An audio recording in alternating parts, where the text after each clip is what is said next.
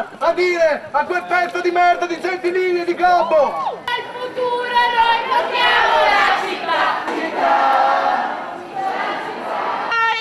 Armati fino ai denti, l'unica arma che dovevamo erano accendini!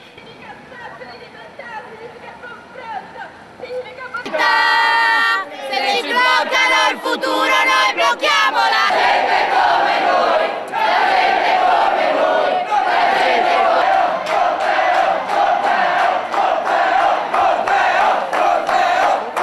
non si blocca la gente così!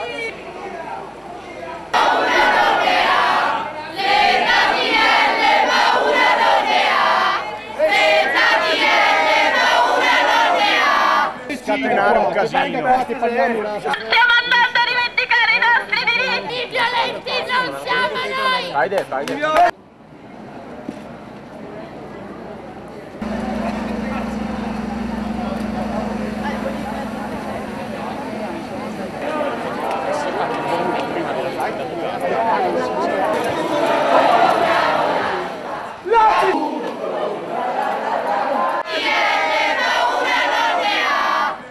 Abbiamo cercato di raggiungere Cassugana e nuovamente la polizia in tenuta antisommossa ci ha bloccato e non ci ha permesso di andare verso i palazzi del comune, dove noi volevamo avere un incontro con l'amministrazione per capire il perché continuano a portare avanti queste politiche scellerate. Una delegazione insieme anche alla dottoressa Bonemazzi andiamo su a chiedere un appuntamento al sindaco perché comunque venga fuori e parli con i ragazzi. Mi pare che la situazione sia abbastanza grave, che richieda l'immediato intervento di un sindaco, se è un sindaco, e quindi stiamo andando su da Gobbo. Io ho parlato col presidente del consiglio Salvadori che mi ha riferito di andare da Gobbo. Chiediamo che scenda e parli con i ragazzi e si prenda un impegno per trovare un posto al più presto. Anche l'amministrazione intervenga perché mi pare che i ragazzi abbiano posto un problema abbastanza importante.